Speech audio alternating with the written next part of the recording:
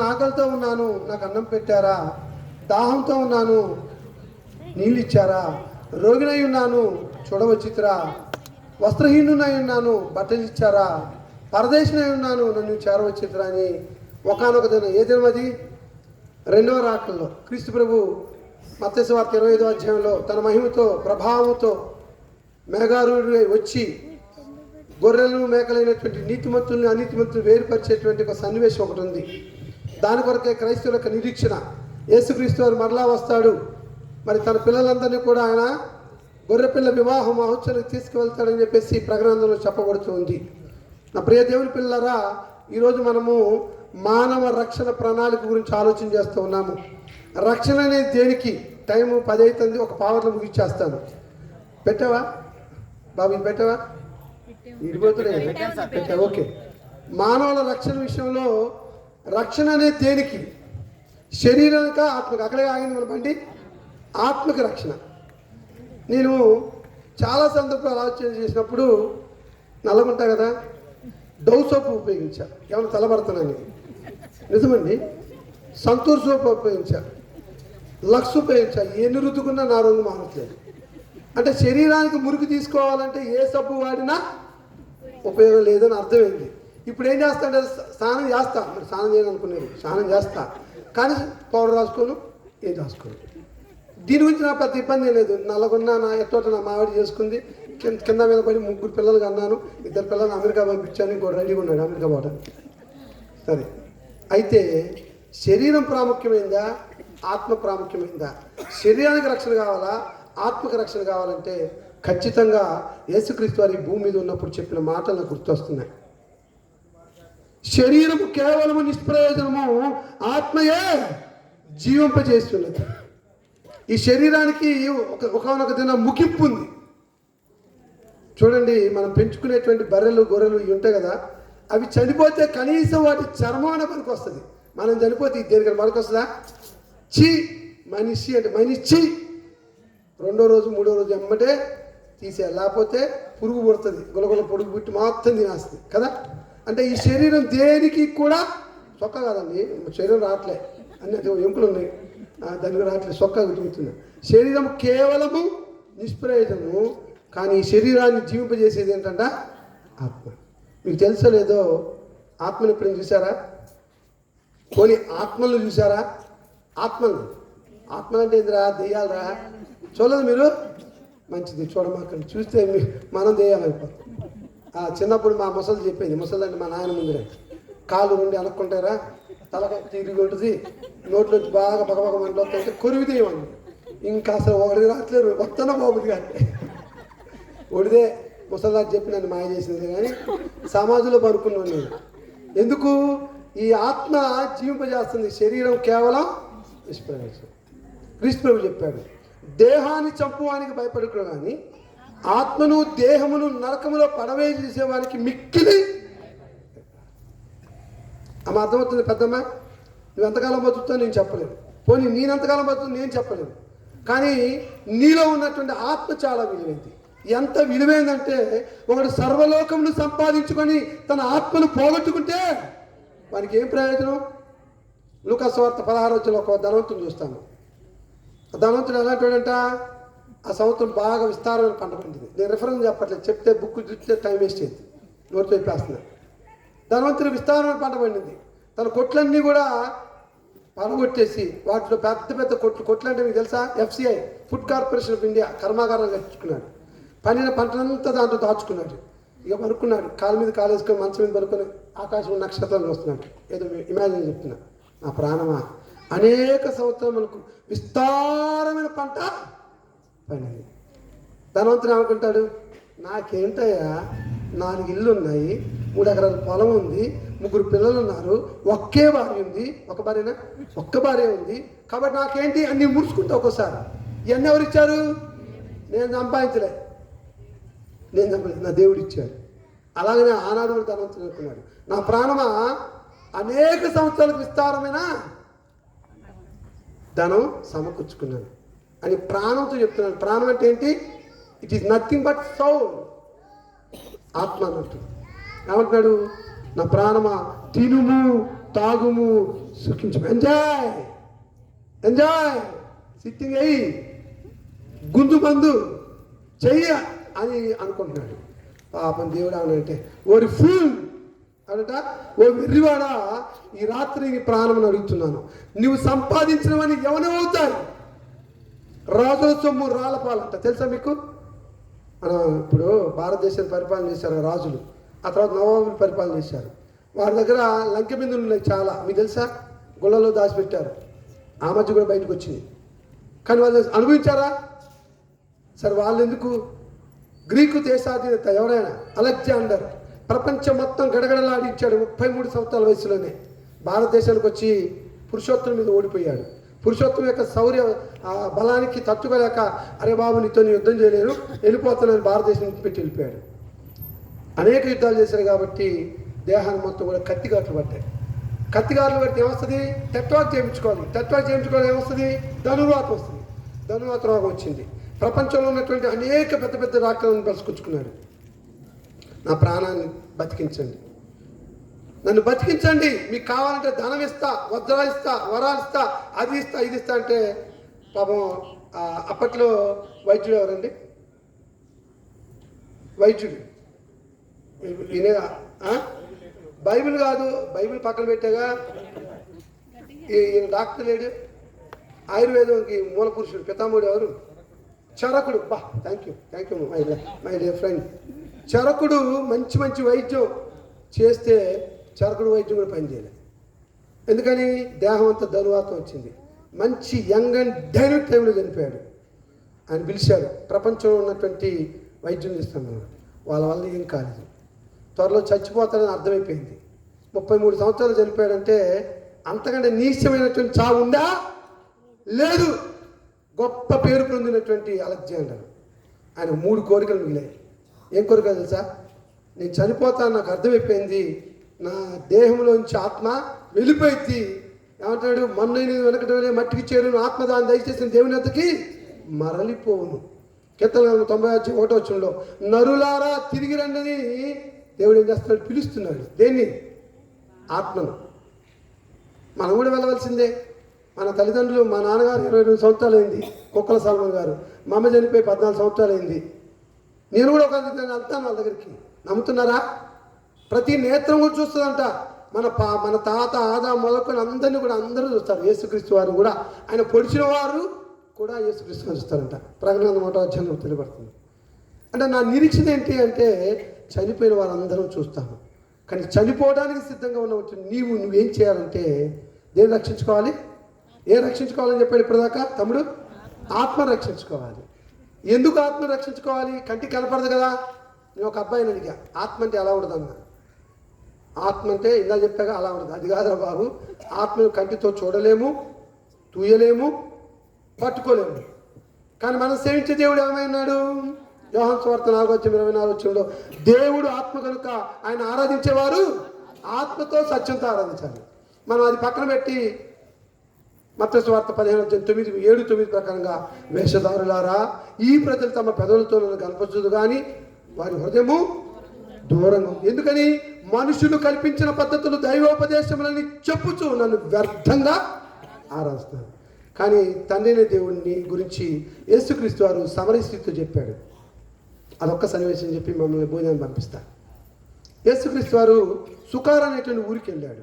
అప్పుడు యాకోబు కాలం నాడు ఉన్నటువంటి బావి ఒకటి త్రోవబడింది. ఆయన మంచి ఎండవేళ 12 గంటల వేళ వెళ్ళాడు. మంచి దప్పికతో ఉన్నాడు.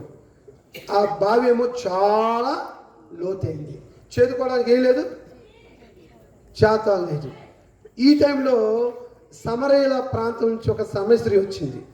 సమరయ ప్రాంతం నుంచి సమరస్త్రీ. సమరయులు అంటే ఎవరు తెలుసమ్మా? తెలుసా? ఎవరైనా చెప్పండి, సమరయులు ఎవరు చెప్పండి. మా బైబిల్ స్కూల్ డైరెక్టర్ గారు.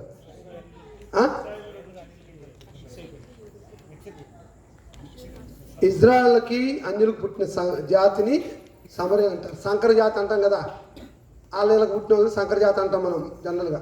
ఇజ్రాయెల్ అంటే యూదులకి అన్యులకు పుట్టిన సంతతిని సమరయులు అన్నారు. Is it correct?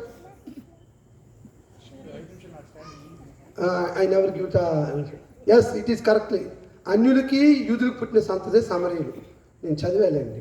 సరే ఆమె ఎట్లా పుట్టిందో ఏమో కానీ ఆ సమరయ స్త్రీ అందరూ ఉదయం వచ్చి నీళ్లు చేదుకొని పోతుంటే ఆమె ఎప్పుడు వచ్చింది అంటే మా వాళ్ళే. ఒకప్పుడు మా బతుకులు అంతే ఉండేవి. బ్రాహ్మణోత్సవాలేమో మమ్మల్ని ఊళ్ళో రాయించేవాళ్ళు కాదు. వాళ్ళు నీళ్లు తోడుకున్న తర్వాత అంతా శుభ్రం చేసిన తర్వాత 12 గంటలప్పుడు శూద్ర పొలాలు వెళ్ళి నీళ్ళు అంటే శూద్రులు అంటే మరొక రకంగా సమరయులు. మధ్యాహ్న సమయం వచ్చింది. ఏ సామెను చూసి అమ్మా నాకు త్రాగటానికి నీళ్ళు ఇవ్వమన్నాడు. నీళ్ళు ఇస్తే ఎవరు ఉండేది కాదు. లేని పోయింది గెలుక్కుందామా ఒక మాట అనాలంటే, అయ్యా నువ్వు యూదుడు కదా, నేను సమరశ్రీని కదా, సమరయులకు యూదులతో సాంగత్యం లేదు, స్నేహం లేదు అన్నాడు. మంచి లేదు అత్తంటే సాంగత్యం గురించి చెప్తే ఇది మంచిదేనా? దాహం అంటే ఏం చేయాలి? ఎవరైనా సరే మంచిలు ఇచ్చి అవసరం చూడకుండా కడుక్కోవచ్చు. కడుక్కున్నారు చాలామంది, చాలా తప్పది నిజం. సమరశ్రీ అంది. అప్పుడు అన్నాడు యేసుక్రీస్తు, నిన్ను దాహం అడిగిన వాడు ఎవడో నీకు తెలిస్తే నువ్వు దాహం ఇస్తావు అంటే ఆ మాట, అయ్యా ఈ బావి చాలా లోతైంది, నీ చేదుకోవడానికి చేత్తరుగు లేదని చెప్పేసాను. అలా వాళ్ళ మధ్య సంభాషణ జరుగుతున్నప్పుడు, ఎప్పుడు 8 గంటలప్పుడు 12 గంటలప్పుడు. నేను దేని గురించి చెప్తున్నా అంటే ఆత్మ యొక్క విలువను గురించి చెప్తున్నాను. ఆత్మ యొక్క విలువ గురించి చెప్తున్నాను. ఆ సంభాషణ జరుగుతూనే ఉంది. యేసుక్రీస్తు వారు నేనిచ్చి నీళ్ళు తాగువాడు అన్నటికీ దక్కుతున్నాడు. ఓహో ఇదేదో బాగుందిగా, ఇంత దూరం నడిచి ఎండాలటప్పుడు వచ్చి నీళ్లు చేదుకొని చేసమే మా పిల్లలకి భర్తకు పోసే బదులు ఈయనేదో నీళ్ళు ఇస్తాడంట, ఆ నీళ్ళు నాకు ఇయ్యా అని అడిగింది. నీ పెనిమిటిని పిలుసరా అని చెప్పి అన్నాడు. ఎవరైనా నీళ్ళు అడిగితే పెనిమిటి అవసరం అండి ఆయనకి? మనమైతే ఖచ్చితంగా నువ్వు మంచిలు ఇస్తే లేకపోతే నా పెనిమిటితో నీకేంది అంటాం. కానీ ఆయన అడిగింది ఏంటంటే మంచిల కోసం కాదు, ఆమె జీవితాన్ని గమనించాడు. ఎందుకంటే యేసుక్రీస్తు వారు సర్వజ్ఞుడు. యేసుక్రీస్తు వారు సర్వజ్ఞుడు కాబట్టి ఆయన దేవుడు. మనం చెప్పిన పాట ప్రకారం అడిగారకే నాకు పెనిమిటి లేటయ్యా అని చెప్పింది. నాకు భర్త లేడు. యేసుక్రీస్తు వారు అన్నారు నీకు 5 పెనిమిట్లు అన్నాడు. వాము, ఎవరామె 5 పెనిమిట్లు అంటే ఇప్పుడు ఉన్నవాడును నీ పెనిమిటి కాదు అన్నాడు. ఎంతమంది భర్తలు కాదు, ఆమె కడుపూర్తి చేస్తుంది, వేశ్యాజీతం చేస్తుంది, కడుపు కోసం శరీరం అమ్ముకుంటుంది. ఎప్పుడైతే ఆమె జీవితాన్ని చెప్పాడో ఏమంటుంది సార్, నీవు ప్రవక్తమని నమ్ముచున్నాను అన్నాడు. ఇలా వాళ్ళిద్దరి మధ్య సంభాషణ జరుగుతూ ఉంది. ఎప్పుడైతే తన జీవితాన్ని చెప్పాడో ఆమె పరివర్తన చెందుతుంది. అదే కదా మార్మన్స్ అంటే బ్రదర్, ఇది రిపెంటెన్స్ రైట్. ఒక వ్యక్తి తాను చేసే పాపం నుంచి మరలటమే మార్మన్స్. దాన్ని బైబిల్ చాలా గొప్ప కొటేషన్ ఇచ్చింది. కొరింథీయులకు రాస్తూ పౌలు గారు 7వ అధ్యాయం 10వ వచనంలో దైవ చిత్తానుసారమైన దుఃఖము రక్షణార్థమైన మారుమనసును కలిగింది. ఆమెకి తన జీవితం తెలిసిపోయింది, తన పాపిని అర్థమైంది, తన వేశ్యని అర్థమైపోయింది.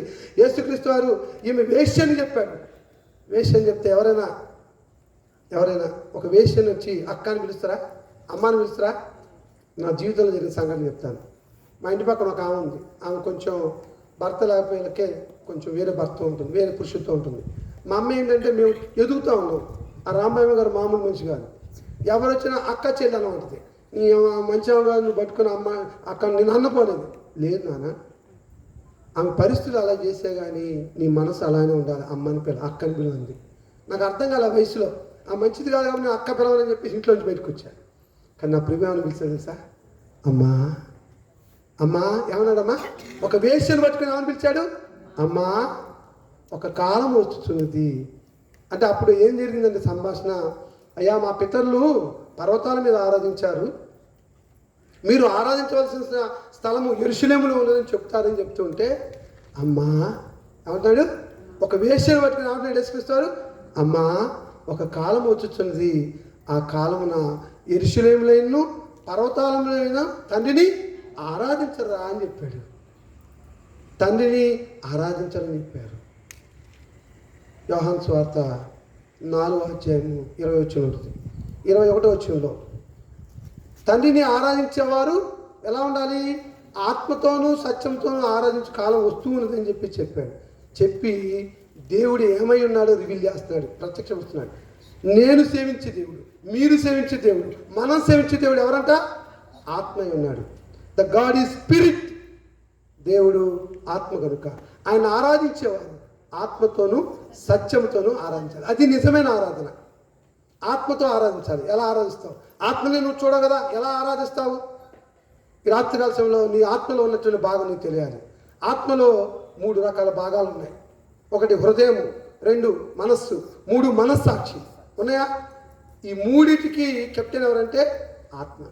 వాటిని చూస్తామా? చూడం. కానీ నీకు హృదయం ఉందా అని అంటాం. హృదయం ఉందా? ఎప్పుడైనా ఏదన్నా నా భార్య అసలు నీకు హృదయం ఉందమ్మా అని అంటాం. హృదయం అంటే చాలామంది లవ్ గుర్తేసి మధ్యలో బాణం వేస్తారు. అది కాదు హృదయం అంటే. హృదయం అనేది భావోద్రేకాలకు కేంద్రం. ఏడుపు వచ్చినా, సంతోషం వచ్చినా, నవ్వు వచ్చినా తెలియజేసేది హృదయం. 2వది మనస్సు. మనస్సు అని తెలుసా? మనస్సు అంటే ఇది ఆత్మలో భాగము. మనస్సు అనేది కోరికలకు కేంద్రం. కోరికలకు, నేను 10th క్లాస్ పాస్ కావాలి, కోరిక. దానికోసం కాపీ కొట్టాలి, కోరిక. పాస్ అవ్వాలి, కోరిక నెరవేర్చుకోవడం తప్పుడు మార్గం వెళ్తున్నారు. లేదు కష్టపడి చదవాలి, కోరికలకు కేంద్రము మనస్సు. 3వది ఉంది మనస్సాక్షి. మనస్సాక్షి ఎప్పుడు చూసారా? చాలా సందర్భాల్లో ఇరువురు కొట్టుకున్నప్పుడు అంటూ ఉంటారు, నీకు కనీసం మనస్సాక్షి ఉందా అంటాం. అంటే ఏంటి? మనస్సాక్షి అంటే మంచి చెడుల యొక్క వివేచన తెలియజేసేది. మంచి చెడుల యొక్క వివేచన తెలియజేసేది మనస్సాక్షి. ఈ 3 ఎక్కడున్నాయి? ఆత్మలో ఉన్నాయి. అందుకోసమే దేవుని ఎలా ఆరాధించాలంటే తండ్రిని ఆత్మతోనూ సత్యముతోనూ ఆరాధించాలి. సత్యం అంటే మనకు తెలుసా? సత్యం అంటే యోహాను సువార్త 17:17 సత్యమందు వారిని ప్రతిష్ఠ చేయము, నీ వాక్యమే సత్యము. వాక్యం ఎవరండి? యేసుక్రీస్తు వారు. ఆదియందు వాక్యమునను, వాక్యము దేవుని యొద్ద ఉండెను, వాక్యము దేవుడైనను, సమస్తమైన మూలంగా కలిగి ఉన్నది ఏది ఆయన లేకుండా కలిగింది. ఆయనలో జీవమునను, ఆ జీవం మనకి వెలిగిస్తాము. ఎవరో వాక్యము 14 చెప్తున్నాడు. ఆ వాక్యమే శరీరధారి కృపా సత్య సంపూర్ణుడిగా 2026 సంవత్సరాల క్రితం మన మధ్య నివసించాడు. ఎవరైనా? యేసుక్రీస్తు వారు. కాబట్టి మన యోహాను సువార్త 1:1 వాక్యం అనే పదం ద్వారా యేసుక్రీస్తు పెట్టండి. ఆది అందు యేసుక్రీస్తు ఉన్నాడు. యేసుక్రీస్తు వారు దేవుడి యొద్ద ఉన్నాడు. యేసుక్రీస్తు వారు దేవుడై ఉన్నాడు. ఎవరంటే యేసుక్రీస్తు వారు? పితరులు వీరి వారు, శరీరం బట్టి వీరిలో పుట్టాడు. ఈయన సర్వాధికారి దేవుడైన నిరంతరము స్తోత్రార్హుడై ఉన్నాడు. అవును, ఆమేన్. దేవుని నామం మహిమకలుగాక. యేసుక్రీస్తు వారు ఎవరు? సర్వాధికారి దేవుడు. యేసుక్రీస్తు వారు ఎవరు? దేవుడు. యేసుక్రీస్తు వారు ఎవరు? సృష్టికర్త. యేసుక్రీస్తు వారు ఎవరు? పరిశుద్ధుడు. నాలో పాపం ఉందని ఎవడైనా కనుగొనగలరా అన్నారు. ఆయనలో ఏ పాపం చూపించలేకపోయాడు పిలాతు. ఈయన నాకు ఏ దోషం కలిగి చేతులు అనుకున్నాడు. ఈ పాపము మీ మీద మీ పిల్లల మీద ఉండాలంటే యూదులు ఓకే అన్నారు. యేసుక్రీస్తు వారు ఏ పాపం లేదు. పాపరహితుల్లోంచి పాపం సహితం ఇచ్చాడు. నువ్వు నేను మనమందరము పాపులము, ఏ భేదం లేదు. అందరము పాపం చేసి దేవుడు వెలిగించే మహిమను పొందబోతున్నాం. మరి మన పాపం పోవాలంటే ఎట్లా? పాపంలో వచ్చే జీతం మరణం, నిత్య మరణం, ఆత్మీయ మరణం. ఆ మరణాన్ని తప్పించబడాలంటే ఎట్లా? యోహాను సువార్త 5:24 అంటాడు, నా మాట విని నన్ను పంపిన వాని యందు విశ్వాసం ఉంచువాడు నిత్య జీవం కలవాడు. వాడు తీర్పులోనికి రాక మరణములో నుండి జీవములోనికి దాటి ఉన్నాడు. నా ప్రియ స్నేహితుడా, సహోదరి సహోదరులారా, నీవు మరణంలోంచి తప్పించుకోవాలంటే, నిత్య మరణం నుంచి దాటుకోవాలంటే, నిత్య జీవంలోకి వెళ్ళాలంటే ఎవరి మాట వినాలి? యేసుక్రీస్తు వారి మాటలు వినాలి. ఈ రాత్రి కాలంలో అలాంటి చక్కని మాటలు తమ్ముడు వినోద్ తెలియజేశాడు. వింట్లో వాళ్ళ విశ్వాసం కలుగును, వినోద్ కృష్ణునికి వచ్చిన మాట వల్ల కలుగును అని చెప్పాడు. ఎలా విశ్వాసం కలుగుతుంది? ఎలా కలుగుతుందండి? దేవుడు ఉన్నాడని, ఆయనకు వెళ్ళేవారు పరలోకం అనే ఫలం దయచేస్తాడని నమ్మితే కదా విశ్వాసం కలిగేది. ఇక్కడ వచ్చిన మీ అందరికీ ఒక లక్ష్యం ఉందా? ఒక నిరీక్షణ ఉందా? ఏంటది? ఈ భూమిని విడిస్తే ఎక్కడికి వెళ్ళాలి? పరలోకం అన్నారమ్మా. పరలోకమేనా? నేను వాడా పాట, పరలోకమేనా అంతఃపురం చేరాలని నా తాపత్రయం యేసుదేవరా కదా. అందరి తాపత్రం అదేనా? నరకానికి పోవాలి ఎవరైనా అనుకుంటున్నారా? ఒకవేళ నరకానికి పోవాలనుకుంటే మీరు ఇక్కడ ఈ దేవుని సన్నిధికి దేవుని మాట్లాడుతాను రాక్కర్లేదు. చక్కగా సినిమాలు చూడండి, సీరియల్ చూడండి. ఏ సీరియల్? 7 గంటలు అవుతుంది. ఏ సీరియల్ అండి? కార్తీక. ఎవరో చెప్తున్నారు కార్తీక దీపం. ఆ దీపాలు చూడండి, మీ దీపం ఆరిపోయింది. కార్తీక దీపం పొరపాటు చూస్తే మీ దీపం ఆరిపోయింది. ఎందుకని? ఈ దీపము యెహోవా పెట్టిన, నరునికి యెహోవా పెట్టిన దీపం ఏంటి? ఈ ఆత్మ. ఆత్మ నిష్కారంగా నరకానికి పోతుంది. దేవుని వాక్యం చెప్తామండి, నా మాట వినండి, నన్ను పంపినటువంటి తండ్రి యందు విశ్వాసించండి, అప్పుడు తీర్పులోకి రారు. ఎక్కడి నుంచి ఎక్కడికి వెళ్తారు? మరణములో నుండి జీవంలోకి వెళ్తారు. నిత్యజీవం కావాలా? నిత్యజీవం కావాలా? నిత్యజీవం అంటే ఏంటి? పరలోకం. పరలోకం పోవాలంటే ఏం చేయాలి? ఏం చేయాలి? ఏం చేయాలి? ఇప్పుడు చెప్పిందిగా, మారు మనసు పొందాలి, యేసుక్రీస్తు అని దేవుని కూడా ఒప్పుకోవాలి. ఏం చేయాలి? ఇంకా చివరిగా క్రీస్తు యేసులోనికి బాప్తిస్మం పొందిన మీరందరూ క్రీస్తులోనికి బాప్తిస్మం మీద అడగరా? తండ్రి మహిమ వల్ల క్రీస్తు ఏ రీతిగా లేపడ్డాడో అలాగనే పాపలో మనం క్రీస్తుతో పాటు సమాధి చేయబడి మనలో ఉన్నటువంటి పాప స్త్రీని, పాప పురుషుని సమాధి చేసుకొని తిరిగి లేచినప్పుడు నూతన జీవం పొందుతాము అని అపోస్తలుడైన పౌలు పరిశుద్ధాత్మ చేత రోమీయులకు పత్రిక 6వ అధ్యాయం 3 నుంచి 5 వచనాలు చెప్పాడు. మీరు క్రీస్తులోనికి బాప్తిస్మం ఇష్టపడుతున్నారా? రాత్రి క్రైస్తవులు ఎవరంటే చెప్పాను, ఎవరైతే బాప్తిసం పొందారో ఆ బాప్తిసం పొందినటువంటి వారిని యేసుక్రీస్తు వారు తన సంఘంలో చేర్చడం లేదా? అపోస్తల కార్యములు 2వ అధ్యాయం 47లో ఆనందంతో నిష్కపటమైన హృదయంతో ఆహారం పుచ్చుకుంటున్నారు. ప్రభు రక్షణ పొందుతున్న వారిని అనుదినము వారితో చేర్చుండు. ఇంగ్లీష్లో చాలా అద్భుతం ఉంటుంది. They are added into the church. పెంతెకొస్తు పండుగ దినాన యెరూషలేములో 33వ సంవత్సరంలో పర్వతం మీద అంచెదినములో, ఏది యెషయా గ్రంథం 2:2 ప్రకారంగా అంచెదినముల్లో పర్వత శిఖరమున పర్వతం మీద ప్రవాహం వచ్చినట్లు అన్ని జనులందరూ కూడా దాంట్లో ప్రవేశిస్తారు. యెరూషలేము నుంచి దేవుని వాక్కు వెళ్తుంది అన్నాడు. అంటే క్రీస్తు ప్రభు రక్తం ఇచ్చి సంపాదించిన సంఘము యెరూషలేములో 33వ సంవత్సరంలో స్థాపించబడింది. ఎవరి చేత? ఆయన విలువైన రక్తము చేత. అపోస్తల కార్యములు 20 అధ్యాయం 28 వచనం అంటాడు, దేవుడు తన స్వార్థం ఇచ్చి సంపాదించిన తన సంఘము. దేవుడు అంటే కింద పుట్టినట్లు ప్రభు అని ఉంది. దేవుడు అంటే తండ్రి దేవుడు దేవుడే, పరిశుద్ధాత్ముడు దేవుడే, యేసుక్రీస్తు వారి దేవుడే. ఈ ముగ్గురు ఎవరు ప్రాణం పెట్టారు? తండ్రి దేవుడికి ఆత్మ. ఆత్మకి రక్తమాంసాలు ఉంటాయా? కనీసం ఆత్మ చూడగలమా? సేమ్ పరిశుద్ధాత్ముడు కూడా ఆత్మ. పరిశుద్ధాత్మ దేవుడు కూడా తండ్రి దేవుడు ఆత్మ. మరి ఎవరు నీ కొరకు రక్తమాంసాలతో ఈ భూమి మీదకి వచ్చింది? యేసుక్రీస్తు వారు. ఆయన అంటున్నాడు అపోస్తల కార్యములు 20 అధ్యాయం 28 వచనంలో, దేవుడు స్వరక్తం ఇచ్చి సంపాదించి తన సంఘమును కాయటకు పరిశుద్ధాత్మ మిమ్మల్ని దేనియందు అధ్యక్షులుగా నియమించను. ఆ యావత్ మందను గుచ్చి మీ మట్టుకు మిమ్మల్ని గుచ్చి ఏం చేయాలంట? జాగ్రత్త, బీ కేర్ఫుల్ అన్నాడు. జాగ్రత్త ఉన్న దగ్గర ఏముంది? అపాయం ఉంది. అపాయం ఉందని మీకు తెలుసా? కరెంటు, మా తమ్ముడు కరెంటు ఏడి అని చెప్పాగా, ఇటు పోయిన ఎక్కడ ఉన్నావా? ఇప్పుడు పెద్ద పెద్ద ట్రాన్స్ఫార్మర్ ఉంటాయి కదా, అక్కడ ఒక అపాయం అని రాస్తారు తెలుగులో. తెలుగు రాదన్నాడు అనుకో, డేంజర్ అని రాస్తారు ఇంగ్లీష్లో. నాకు తెలుగు రావటం రాదు, ఇంగ్లీష్ రావాలంటే ఒక పుర్రెపం వేసి 2 ఎముకలు పెడతారు. అంటే అర్థం ఏంటి? దాన్ని ముట్టుకుంటే బూడిదైపోతావు, ఎముకలు పుర్రె తప్పితే ఏముండదని అర్థం. అంటే ఏ భాషోడికైనా అర్థమయ్యేటట్టుగా పెట్టిండు పాప కరెంట్ ఆయన. చూసారా? హెచ్చరిక అంటే అదే, నేను వెడలిపోయిన తర్వాత క్రూరమైన తోడేళ్ళు మీ మధ్యకు వస్తాయి, మందను కనికరించు, ఈడ్చబోతాయని చెప్పాడు. చెప్పినట్టుగానే క్రీస్తు ప్రభు యొక్క సంఘము పరిశుద్ధాత్మ చేత రోమీయులకు పత్రిక 16వ అధ్యాయం 16వ వచనం ప్రకారంగా సార్వత్రికమైన సంఘం, యూనివర్సల్ చర్చ్ అంటారు. Churches of Christ salute you. పవిత్రమైన ముద్దు పెట్టుకొని ఒకరికొకరు వందనములు చెప్పుడి. క్రీస్తు సంఘములని మీకు వందనములు చెప్తున్నాయి.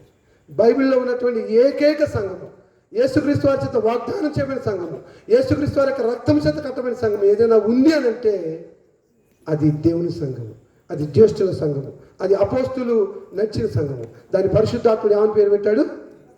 ఏం పెట్టాడు? క్రీస్తు సంఘం అని పెట్టాడు. నా ప్రియ దేవుని పిల్లారా, మానవుని యొక్క రక్షణ ప్రణాళిక ఎక్కడుందంటే క్రీస్తు సంఘంలో దేవుడు దాచాడు. ఒకవేళ దాన్ని మించి నువ్వు వెళ్తే, నిన్న చెప్పాను నేను, ఆత్మీయ విచారం చేస్తున్నావు. కొరింథీయులకు 2వ పత్రిక 11వ అధ్యాయం 1-2 వచ్చిన ప్రకారము, పవిత్రాన్ని కన్యకగా ఒక్కడే పురుషునికి అనగా క్రీస్తుకు సమర్పించాలని మిమ్మల్ని ప్రదానం చేస్తుంది. కానీ సర్పము కుయుక్తి చేత వారిని విడదీస్తామని. ప్రదానం చేయబడినటువంటి యేసుక్రీస్తుని సంఘాన్ని, వధువు అంటే ఇక్కడ పవిత్ర కన్యక అంటే వధువు సంఘం, విడదీసామనుకోండి పాపం చేశాము. ఈనాడు మనుషులందరూ విడదీస్తున్నారు. నా ప్రియులారా, నా ఆవేదన ఏంటంటే క్రీస్తు ప్రభు మిమ్మల్ని బాప్తిసం పొందిన తన సంఘంలో చేరిస్తే, మీరు ఎవరని చెప్పాను నిన్న? ఎవరు చెప్పాను అమ్మా? ఎస్, ఐఎమ్ ద క్రిస్టియన్ అంటే యేసుక్రీస్తు వారికి రక్తంతో కడగబడి నన్ను గడ్డ మార్గారని ఆయన బాప్తిసం ఇస్తే నన్ను తీసుకెళ్ళి యేసుక్రీస్తు వారు తన రక్తం ఇచ్చి సంపాదించిన పేరు పెట్టిన సంఘంలో ఆయన చేర్చాడు. Because of I'm Christian, I'm not a denomination, I'm the Christian. క్రైస్తవులకు మాత్రమే ఏముంది? పరలోకం ఉంది. అందుకోసమే మానవుని యొక్క రక్షణ ప్రణాళిక ఎప్పుడంటే జగత్తు పునాది వేయబడుతుంటే వేశాడు. ఈ సత్యాన్ని అంగీకరించాలి. ఒకవేళ మీ హృదయాన్ని పరివర్తన చెందితే, మారు మనసు పొందితే, క్రీస్తు రక్తం చేత కడగబడాలని ఇష్టపడితే, కొరింథీయుల 2:6 అంటాడు, ఇదే అనుకూల సమయం, ఇదే రక్షణ. ఒకవేళ ఈ సమయం ఇంకా ఉంది లేని నువ్వు పొరపాటున ఇంటికి వెళ్తున్నావు అనుకోండి, నీ ఆత్మకి గ్యారెంటీ ఉందా? నువ్వు ఇంటికి క్షేమంగా వెళ్తావని గ్యారెంటీ ఉందా? ఒకవేళ పొరపాటున మొన్న ఈ మధ్య రామస్వామి గారి బామ్మర్ది ఎలాగైతే కారు గుద్ది అప్పటికి చనిపోయాడు, ఆయన ఎక్కడికి వెళ్తాడు? ఆయనకు దేవుడు అని తెలియదు. నిజంగా మద్దులపల్లి ఊరంతా కూడా ప్రమాదంలో ఉంది. దేవుడు నాతో మాట్లాడుతున్నాడు, నువ్వు వెళ్ళి ఆ ఊరికి సువార్త చెప్పమన్నాడు. నేను ఆ రోజున నా స్నేహితురాలు ఫిజిక్స్ లెక్చర్ చేస్తుంది గారు, ఆమెతో అదే చెప్పా. తను కూడా హిందూనే. మీ ఊరు ప్రమాదంలో ఉంది. అదే రోజున కొన్ని 10 సంవత్సరాల క్రితము గుట్లబాదలో ఉంది కదమ్మా, ఎవరా ప్రసాద్ అనే కుర్రోడు ఒకరోజు అటు ఇటు చనిపోయాడు, సేమ్ కరెంట్ షాక్ కొట్టి. మీ ఊరు ప్రమాదం ఉందని చెప్పాలనుకున్నా కానీ వాళ్ళు మాట వినేటట్లేరు, వాళ్ళ పద్ధతులు వాళ్ళే. ఒక ఆయనేమో కోడిని చేసుకొచ్చి సచిన్ సావంత చేస్తా అంటాడు, ఇంకో ఆయనేమో లేదు ప్రార్థన చేస్తా అంటాడు. పొసగట్లేదు. దైవజనులు ఉంటున్నారు, సరైనటువంటి విధానం చెప్పట్లేదు. చెప్తే పెద్ద మనుషులు వినరు. వినేటట్టుగా చెప్పగలిగినాడు, ఈ గ్రంథాన్ని నమ్మినాడు, ఆ యొక్క ఊరికి ఏమొస్తుంది? రక్షణ వస్తుంది. ఆ రక్షణ రావాలనేది దేవుడు జగత్పునాది వేయబడుకుంటే తన గ్రంథం ద్వారా చాలా అద్భుతంగా లిఖించాడు. నా ప్రియ సహోదరి సహోదరులారా, మానవునికి ఇచ్చిన రక్షణ ప్రణాళిక మనకు అర్థమైతే నీవు ఇజ్రాయెల్గా ఉండవు, నీవు అన్యుడిగా ఉండవు. నీవు ఎలా ఉంటావు? క్రైస్తవులుగా ఉంటావు. క్రైస్తవులకి ఏముందంట? పరలోకం. మరలా పాడదాం.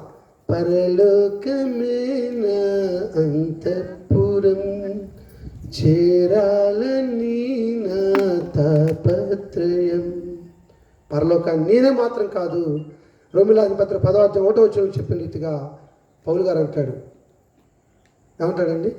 ఇజ్రాయెల్ అందరూ రక్షణ పొందాలని నా యొక్క అభిలాషయు నేను దేవునికి చేయు ప్రార్థన ఉంది. మీరందరూ నా రక్త సంబంధులు. ఎందుకంటే ఒకరి నుండి ప్రతి జాతి మనుషుల్ని పుట్టించి వారు ఒకవేళ దేవుని తడువులాడి కనుగొందురేమో అని తను వెతుకు నిమిత్తము నిర్ణయ కాలమును ఏమన్నాడు?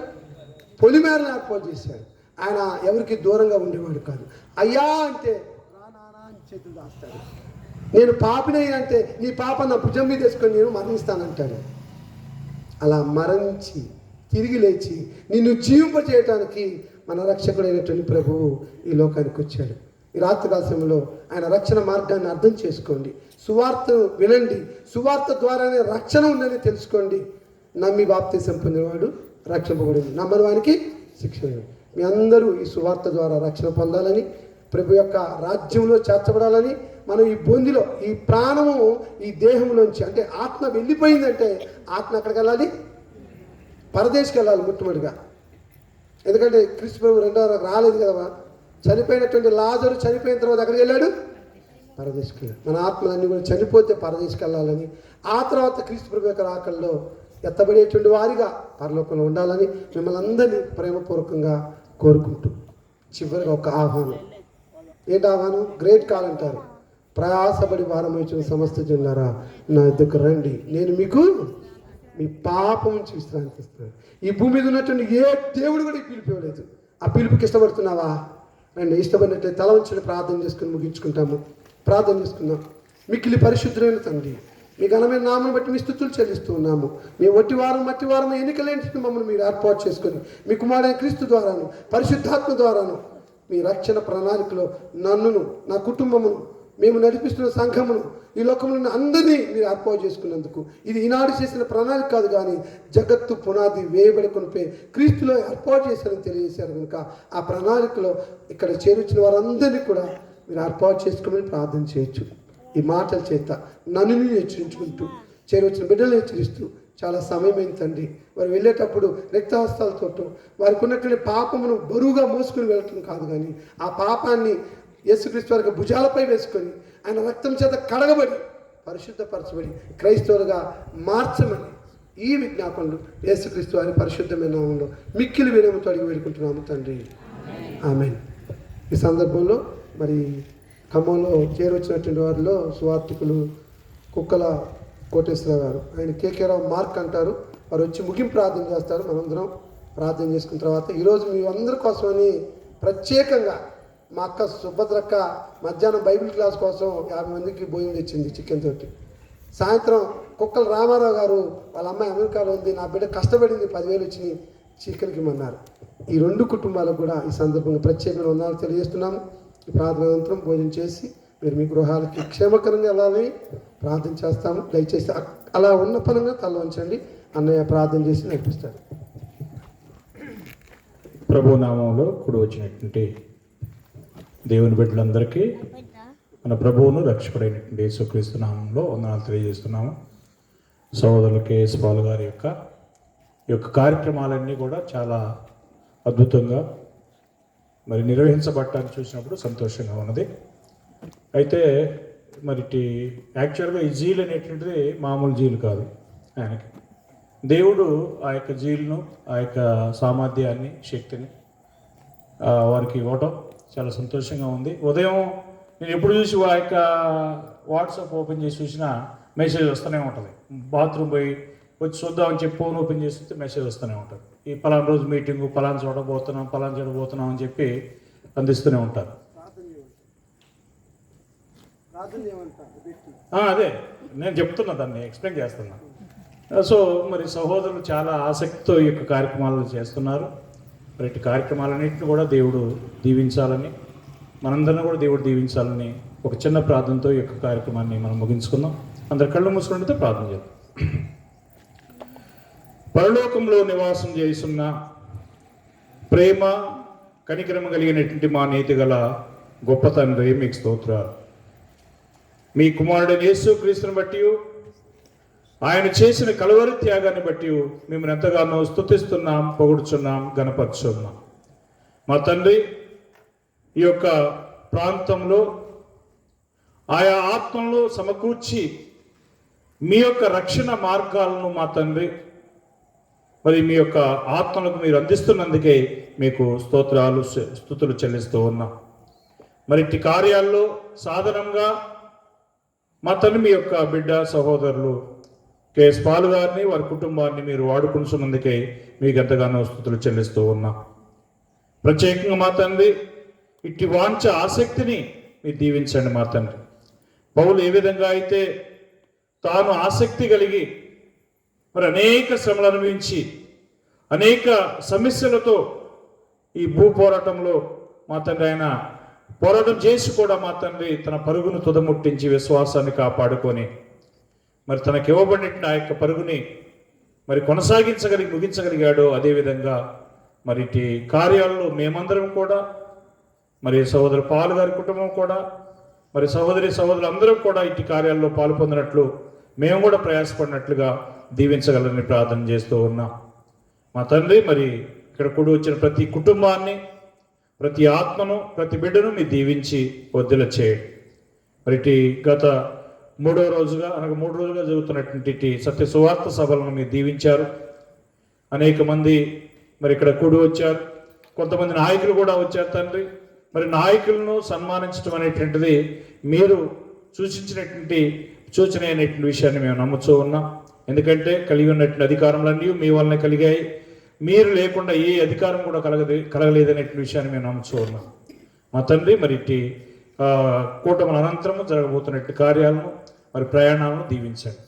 మీరే మహిమ, ఘనత, ప్రభావాలు పొందమని మమ్మల్ని ప్రేమించి మా కోసం తను అప్పగించుకొని తిరిగి 3 దినాలు లేచి పరలోకానికి వెళ్ళి మళ్ళా మా కోసం రానయ్యున్నటువంటి మా రాజు రక్షకుడైనటువంటి యేసుక్రీస్తు నామములో ప్రార్థన చేసి వేడుకొనుచున్నాం తండ్రి. ఆమేన్. అందరికీ వందనాలు. చాలా సంతోషం అండి. ఈ 3 రోజులు అద్భుతమైనటువంటి సువార్త కోరికలు ముగించబడ్డాయి. దీని కొరకు సంఘము శ్రీరామ్ నగరు, శాంతినగరు, గొల్లగూడెము, అలాగనే జహీర్పుర ప్రాంతం నుంచి వచ్చిన మీ అందరికీ యేసుక్రీస్తు నామములో వందనాలు తెలియజేస్తూ ఉన్నాను. మీ అందరికీ ఒక ప్రేమ విందుని సిద్ధపరిచాము. దయచేసి ఎవరు వెళ్ళమాకండి. అలాగే చీరలు ఇద్దామని చెప్పి తీసుకొచ్చాము. ఎవరికైతే అందలేదు వారి గుర్తు తీసుకోండి. మరి యూట్యూబ్ ద్వారా తెలంగాణ బైబిల్ స్కూల్ ఖమ్మం అని యూట్యూబ్ ద్వారా వీక్షించండి. చాలా అద్భుత విషయాలు తెలియజేస్తూ ఉన్నాము. మా పరిచయంలో ప్రార్థన చేయండి, మేము మీ కొరకు ప్రార్థన చేస్తాము. మరి ఇక్కడ సమీపంలోనే క్రీస్తు సంఘం అని చర్చ్ బిల్డింగ్ ఉంది. ఆరాధన సాయంత్రం 6:30 గంటలకు జరుగుతుంది. బైబిల్లో 66 పుస్తకాల్లో మీకు ఎలాంటి అనుమానాలు వచ్చినా ఖచ్చితంగా బైబిల్ ద్వారా మీ సలహా మీకు నివృత్తి చేస్తాను. ఎందుకంటే నా ఆశ ఏంటంటే అందరం కూడా ఈ భూమిని విడిస్తే ఎక్కడికి వెళ్ళాలి? మళ్ళీ పరలోకము వెళ్ళాల్సిందే. అలా వెళ్ళటానికి సిద్ధపడదాము. ఏమైనా మీరు డౌట్లు ఉంటే తర్వాత మమ్మల్ని అడగండి. వాటన్నిటిని కూడా లేఖనానుసారంగా తెలియచేసి ప్రభు యొక్క సన్నిధికి మిమ్మల్ని తీసుకెళ్ళాలి మా యొక్క ఆశ. మమ్మల్ని ప్రేమించి నేనైతే మొన్న గురువారం తెల్లవారుజాము 3 గంటలకి వాట్సాప్లో మెసేజ్ పెట్టా, సువార్త రక్షణ సువార్త మీటింగ్లని. చాలామంది చూడలేదు. మొదటి రోజు 60 మంది వచ్చారు, రెండో రోజు 80 మంది వచ్చారు, ఈరోజు ఒక 100 మంది వచ్చారు. మీ అందరికీ కూడా నిండా వందనాలమ్మ. క్షేమంగా సిద్ధపరిచిన భోజనాలు తిని మీరు వెళ్ళాల్సిందిగా ప్రేమపూర్వకంగా కోరుతున్నాను. మీ అందరికీ మరి స్త్రీ వెళ్ళినట్లయితే వాలంటీర్స్ పిల్లలు ఉన్నారు, అగనస్తులు కొంచెం దాన్ని సిద్ధపరచండి. ఈలోపు ఎవరికైనా చీరలు అందనట్లు కలిస్తే ఇచ్చేస్తాము. అక్కడికి వెళ్ళి భోజనం చేసుకుందాం. మంచి విందు ఏర్పాటు చేశాము.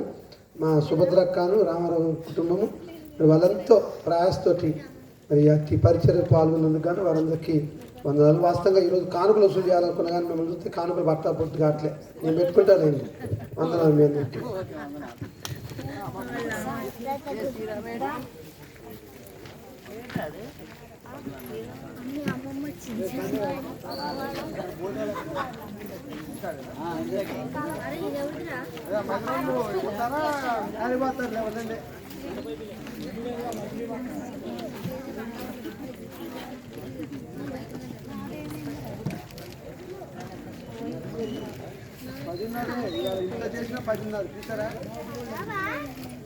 అందరికీ ఒక విన్నపం ఏంటంటే, రేపు మా చేత నడపబడుతున్నటువంటి ఆరాధనలు ఒక్కరికనే చేయాలనుకుంటున్నాము.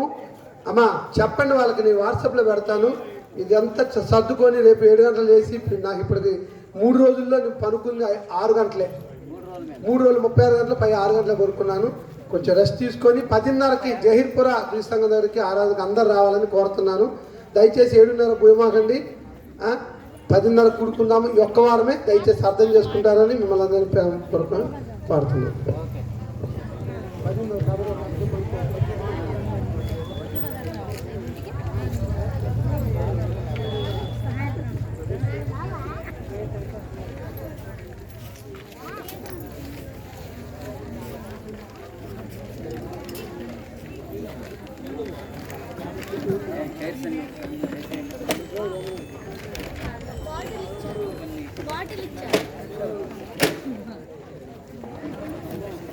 వందనాలు.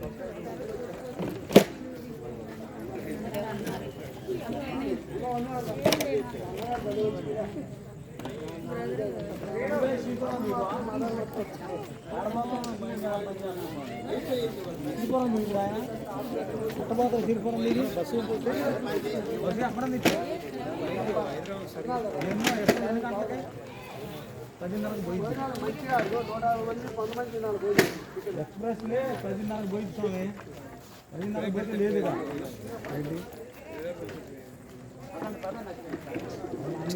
రవి ఇప్పుడు ఎందుకు ఆలోచిస్తున్నా ముందు ఉన్న తర్వాత ఏం చేయాలని ఆలోచిద్దాం అంతేనా శ్రీను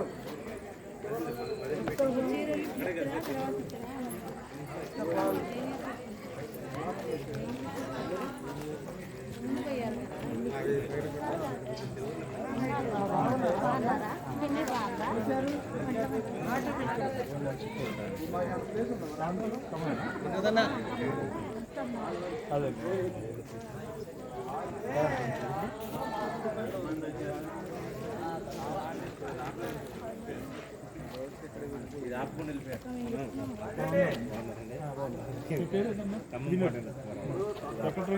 నేను నేషనల్ బైబుల్ కాలేజ్ చెన్నై తర్వాత సింగపూర్ కూడా వెళ్ళి